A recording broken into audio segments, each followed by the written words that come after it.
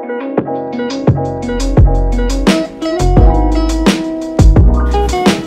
sini kita bisa melihat ya, lukisan sebagian di antara sultan-sultan Ternate.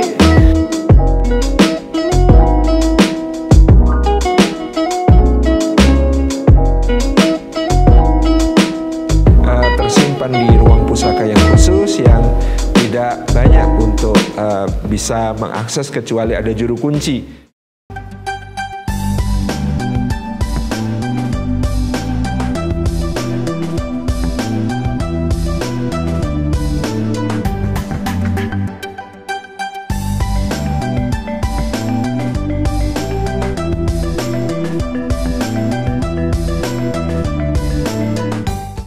Assalamualaikum warahmatullahi wabarakatuh. Kita sedang berada di balkon Kedaton Ternate, Istana Kesultanan Ternate yang sangat megah menghadap ke arah lautan, dan disinilah para sultan tinggal dan memerintah Kesultanan Ternate selama lebih dari 200 tahun terakhir sebelum dua kedaton yang lain yang berada di tempat yang berbeda dari tempat ini. Dan di balkon Istana Ternate ini kita menemukan sebuah prasasti sumpah yang dituliskan oleh Sultan Muhammad Ali, Sultan yang ke-40 dari Kesultanan Ternate. Di dalam sumpah ini beliau menyatakan bersama wazirnya, bersama Perdana Menterinya atau yang disebut sebagai Jaugugu kalau di sini, ini bahwa seluruh keturunannya, seluruh sultan-sultan yang memerintah setelahnya, sultan-sultan yang mutaakhirin sebada beliau, wajib untuk melaksanakan syariat Allah dan melaksanakan sunnah-sunnah Rasulullah SAW di dalam memerintah Kesultanan Ternate. Jika sampai itu tidak dilakukan, beliau berdoa kepada Allah agar yang melanggar dan yang menyisihkan syariat Islam dari kehidupan itu tidak akan mendapatkan keselamatan di dunia dan di akhirat. Sebuah wasiat yang luar biasa yang ditinggalkan untuk para penerusnya, sebuah wasiat yang sangat penting untuk menjadi pelajaran bagi kita semuanya. Seorang sultan yang saleh mewasiatkan agar syariat Allah dan sunnah Rasulullah senantiasa menjadi rujukan di dalam memerintah sebuah daulah, sebuah buldan yang disebut sebagai Buldan Ternate yang menguasai wilayah yang begitu luas di bumi Maluku Kiraha. Kita akan masuk ke dalam istana setelah ini.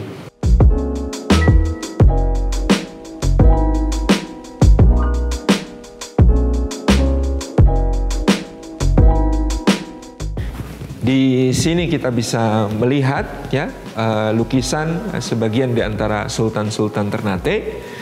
Salah satunya yang baru pada tahun yang lalu ini mendapatkan gelar pahlawan nasional. Di sini ada lukisannya Sultan Babullah. Kemudian ini adalah Allahyarham Sultan Mudaffar Shah yang menjadi Sultan Ternate sampai beliau wafat tahun 2015, dan memang sampai sekarang belum ada pengangkatan sultan secara resmi di Kesultanan Ternate untuk menjadi Sultan Ternate yang berikutnya.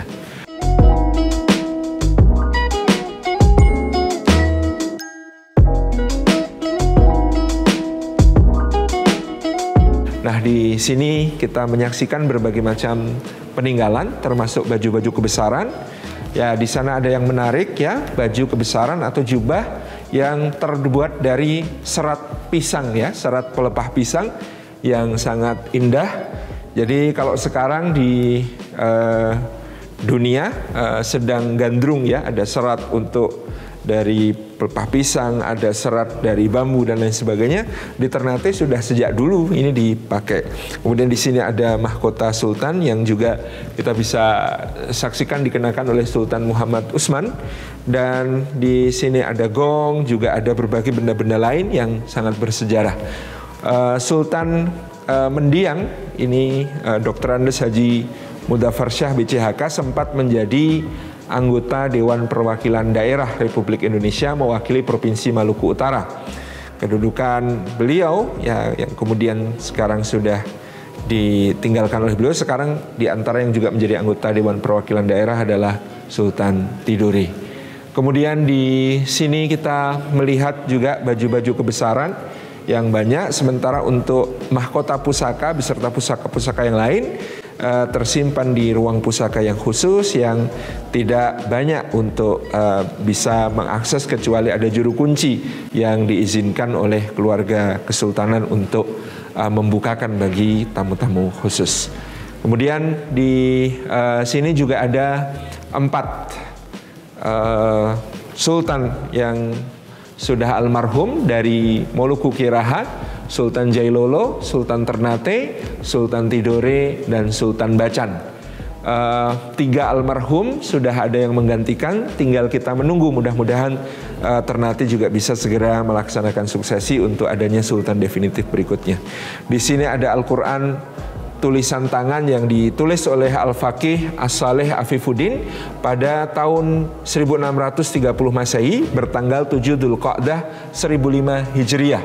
Mushaf Al-Quran ini sangat menarik, ya. Panitia Festival Istiqlal kedua ini memberikan satu penghargaan atau apresiasi khusus dengan menyatakan bahwa Mushaf Al-Quran ini ternyata iluminasinya, hiasan-hiasan di dalamnya itu dengan motif bunga dan daun cengkeh yang sangat khas berasal dari Ternate. Jadi cengkeh itu betul-betul produk yang dulu hanya tumbuh di Ternate dan dia menjadi incaran bangsa-bangsa barat yang kemudian datang ke Nusantara sejak dulu, dan dia adalah komoditas perdagangan yang sangat mahal yang mengalir dari bumi rempah-rempah di Moluku Kiraha ini sampai ke Eropa, ya. Ini adalah sebuah hal yang sangat luar biasa. Kita akan ke sana untuk melihat daftar sultan-sultan Ternate yang sejarahnya sangat panjang. Ini adalah lambang kerajaan, ya. Lambang kerajaannya disebut sebagai Goheba Madopolo Romdidi, yang artinya Garuda berkepala 2. Jadi sejak terbentuknya kerajaan Moluku Kiraha pada tahun 1322 sesuai hasil konfederasi 4 kerajaan di Moti di tahun yang sama di Moti itu, maka lambang ini ditetapkan sebagai lambang kerajaan Ternate. Kalau Ternate di Gapi, kalau Tidore Duko, kalau Moti itu Tuanane, kalau Makian itu Kie Besi, ya. Ini jadi lambang Kesultanan Ternate adalah Garuda berkepala 2 yang diletakkan di latar bendera yang berwarna kuning, bendera kebesarannya. Di sini kita menemukan daftar nama para Kolano dan Sultan, ya. Kolano itu raja pada bahasa daerah di sini yang kemudian kita melihat dimulai dari tahun 1257. Nah, salah satu yang kemudian tercatat dalam sejarah, ya, bertautan dengan Jawa adalah Sultan Zainal Abidin Syah yang memerintah antara tahun 1486 sampai 1500. Beliau pada tahun 1494 pergi ke Giri, ke Gresik untuk mendalami agama kepada Sunan Giri yang ada di Giri atau di Gresik, dan kemudian pulang kembali membawa beberapa tokoh juga dari Jawa, ulama dari Jawa yang kemudian ditempatkan sebagai hadiah dari Sultan Ternate untuk mereka di sebuah tempat yang diberi nama Fala Jawa. Fala artinya rumah, Jawa artinya orang Jawa. Dari situlah kemudian kita mengenal sekarang ada Pantai Fala Jawa, ya, kalau di Ternate. Ini adalah asal muasalnya hadiah dari Sultan Zainal Abidin Syah untuk para mukim dari Jawa yang beliau ikut sertakan ketika beliau pulang dari berguru kepada Sunan Giri di Jawa. Tapi kalau melihat semua nama yang ada di sini, kita tahu sejak awal Ternate adalah sebuah kerajaan Islam. Raja-rajanya memeluk agama Islam, dan disebutkan bahwa asal muasal dari kerajaan Ternate ini dahulunya adalah dari Baghdad, dari Irak, ya, bagian dari Dzuriyah, ya, dari Sayyid Ja'far As-Sadiq, dari keturunan Rasulullah Shallallahu Alaihi Wasallam. Inilah galur nasab dari raja-raja Ternate yang kita ketahui dari daftar ini. Kemudian di sini juga adalah ruang yang sebenarnya posisinya di belakang, tetapi justru pendopo dari Istana Kesultanan Ternate atau Kedaton ini ada di belakang ya. Kalau di depan balkon, di belakang ini kita kemudian biasanya tamu-tamu diterima justru dari belakang. Tentu ada filosofi tersendiri yang kemudian menarik di sini. Nah, ini ada peta-peta lama ya tahun 1600-an yang menggambarkan kondisi Moluku Keraha dengan wilayah kerajaan yang luas, dan di sini juga tergambar hampir seluruh Nusantara.